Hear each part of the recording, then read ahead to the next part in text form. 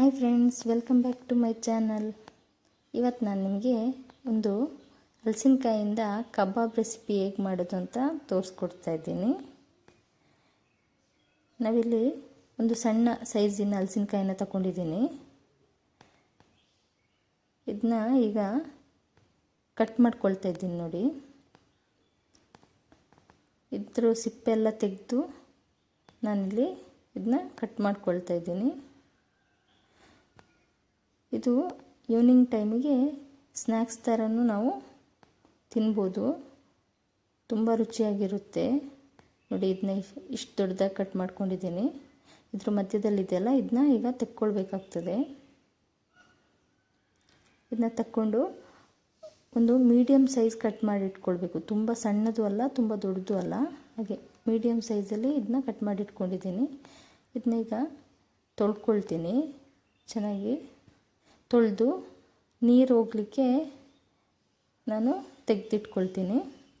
ಇಲ್ಲಿ ಒಂದು ಪಾತ್ರೆಗೆ 2 ಸ್ಪೂನಷ್ಟು ಚಿಲ್ಲಿ ಪೌಡರು, ಒಂದು 1/4 ಸ್ಪೂನಷ್ಟು ಕೊತ್ತಂಬರಿ ಪೌಡರ್, ಒಂದು 1/4 ಸ್ಪೂನಷ್ಟು ಜೀರಿಗೆ, ಒಂದು 1/4 ಸ್ಪೂನಷ್ಟು ಅರಿಶಿಣ, ಗರಂ ಮಸಾಲೆ, ಕಾಳುಮೆಣಸು, ಶುಂಠಿ ಬೆಳ್ಳುಳ್ಳಿ ಪೇಸ್ಟ್, ಒಂದು 2 ಸ್ಪೂನಷ್ಟು ಅಕ್ಕಿ ಹಿಟ್ಟು,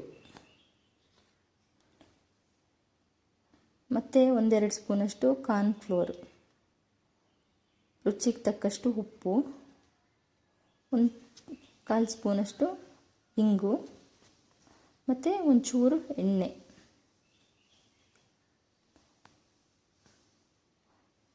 ಮತ್ತು ನೀರು.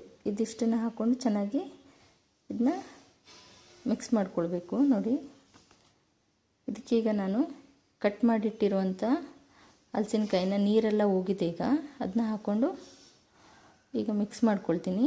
ಇದನ್ನ ನೀವು ಒಂದು ಕಮ್ಮಿ ಅಂದರೂ ಒಂದು ಅರ್ಧ ಗಂಟೆ ಬಿಡಿ, ಚೆನ್ನಾಗಿ ಇಟ್ಕೊಳ್ತದೆ ಮಸಾಲೆ. ಆಮೇಲೆ ನೀವು ಇದನ್ನ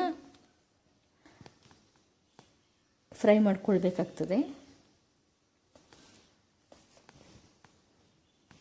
ನೋಡಿ, ಈಗ ಇದು ಚೆನ್ನಾಗಿ ಮಿಕ್ಸ್ ಆಗಿದೆ. ಇದನ್ನ ಒಂದು ಅರ್ಧ ಗಂಟೆ ಎತ್ತಿಟ್ಬಿಡಿ.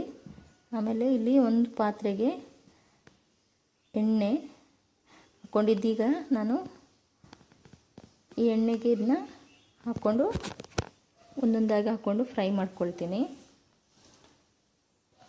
ಇದು ಸೇಮ್ ನೋಡಲಿಕ್ಕೆ ಕಬಾಬ್ ಥರನೇ ಇರುತ್ತೆ. ಮಕ್ಕಳಿಗೆ ತುಂಬ ಇಷ್ಟ ಆಗ್ತದೆ. ಈವ್ನಿಂಗ್ ಟೈಮಲ್ಲಿ ಮಾಡ್ಕೊಳ್ಳಿ. ಊಟಕ್ಕೂ ಸಹ ನಾವು ಸೇರಿಸ್ಕೊಳ್ಬೋದು. ನೋಡಿ, ಹೀಗೆ ಎಲ್ಲದನ್ನೂ ನಾನು ಫ್ರೈ ಮಾಡಿ ಇಟ್ಕೊಳ್ತಾ ಇದ್ದೀನಿ. ನಮ್ಮ ಚಾನಲ್ನ ಯಾರೆಲ್ಲ ಫಸ್ಟ್ ಟೈಮ್ ನೋಡ್ತಿದ್ದೀರಾ, ಶೇರ್ ಮಾಡಿ, ಸಬ್ಸ್ಕ್ರೈಬ್ ಮಾಡಿ, ನಮಗೆ ಸಪೋರ್ಟ್ ಮಾಡಿ. ನೋಡಿ, ಈಗ ಎಲ್ಲದನ್ನೂ ಹೀಗೆ ಫ್ರೈ ಮಾಡ್ತಾಯಿದ್ದೀನಿ, ಮಾಡಿ ತೆಗೆದಿಡ್ತಾಯಿದ್ದೀನಿ. ಇದು ತುಂಬ ಈಸಿ, ಬೇಗನೂ ಆಗ್ತದೆ, ಬೇಗ ಮಾಡ್ಕೊಳ್ಬೋದು. ನೋಡಿ ಎಷ್ಟು ಚೆನ್ನಾಗಿ ರೆಡಿಯಾಗಿದೆ ಅಂತ.